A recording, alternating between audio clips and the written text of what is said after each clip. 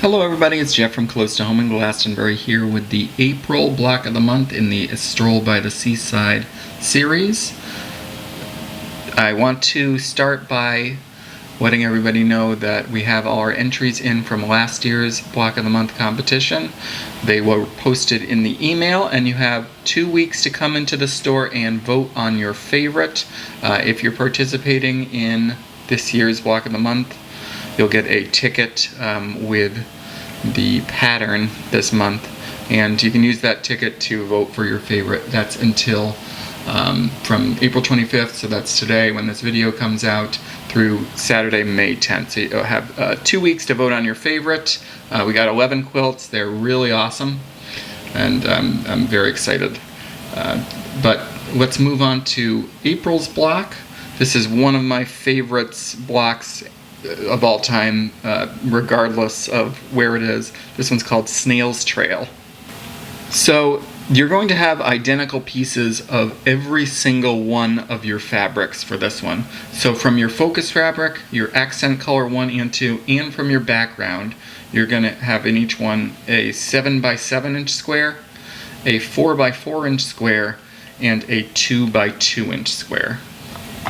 Now we're going to start by taking the 7 by 7 inch focus fabric square, and we're going to cut that in half from corner to corner. You're going to set one of those triangles aside. That's going to be your 7 inch triangle, and the other one we're going to trim down a little bit more. So you're going to trim that second one down so that it's 5 1/8 inch along the edge there. You're going to be doing that with every single one of the colors of your 7 inch squares.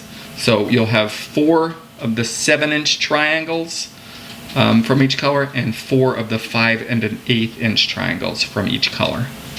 Now we're going to do the same thing with our 4 inch squares this time. So you're going to take your one of your 4 inch squares. This is our focus fabric one here. You're going to cut it from corner to corner, set one aside as a 4 inch triangle, and then you're going to trim another one down on the other side to 3 inches. So again, from each color you're going to have 4 4 inch triangles and 4 3 inch triangles, so one of each color. Now we'll construct the center of our block. So you're going to take your 2 inch accent number 2 square, that's my white with the blue shells, and you're going to sew it to the 2 inch focus fabric square. And you're going to press toward the focus fabric, or open if you prefer. Then you're going to take the 2 inch accent number 1 square and sew it to the 2 inch background square. Then once you have those, you're going to put them together just as shown on the screen. Now the big thing about this block is the placement of these colors, since we're going to let them swirl. So make sure you sew these exactly like this, and you're going to see why once we start adding our triangles around the edge. Before we start adding our triangles, it's a good idea to prep and mark those triangles, because we're going to want to know the midpoints of them so that it's easier to line them up with the center. So just fold those triangles in half like this, and make a little bit of mark on that fold so you have the center line. Do that for all your triangles and it'll make it a lot easier for you. And now we're going to start adding our triangles. So first we're going to start with our set of the 4 3 inch triangles. And again, you're going to arrange it just like this. And we'll start with my accent number 2 3 inch triangle here. I'm going to mark it, make sure I match that center marking with the center of that block there. Then I'm going to sew my 1/4 inch seam. I'm going to iron it and press these toward those triangles as I make them. And I can also trim the sides if I have any dog ears as I go. And then I will add my second one. So in this case it's going to be the focus fabric.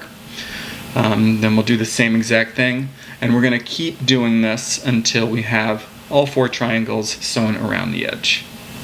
Now we're going to add our 4 inch triangles.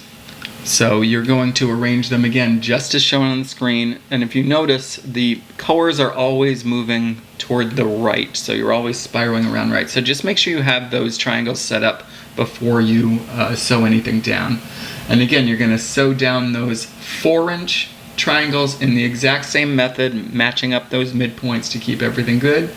And then once you have that all sewn together, you're going to trim this block down, because this is going to be a little oversized, to 6.5 inches square.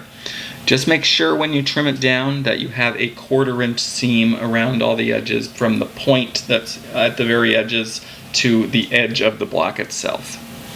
Once we're trimmed down to the 6.5 inch square for that block, now we're going to do the same thing with our 5 1/8 triangles. So same thing as before, make sure you set it up just like in your pattern and on the screen. Sew those together. And then we have one more layer to do with our 7-inch triangles. And again, we're going to do the same exact thing with the midpoints, matching everything up. Sew those together, and again we're going to trim down for one last time, because this will be a little bit oversized. You're going to trim this down to a 12.5 inch block, making sure you have that 1/4 inch around all the edge for your seam allowance between the point and the edge of the block. This is one of my favorite blocks. It's got a lot of names. Snail's Trail is the most common. Ocean Wave is another one, and I think it makes a beautiful, stunning quilt, and I'm glad I could add it to this month's block of the month. Thank you, everybody. Come on in and vote for your favorite quilt, and I will see you May 30th for the next block.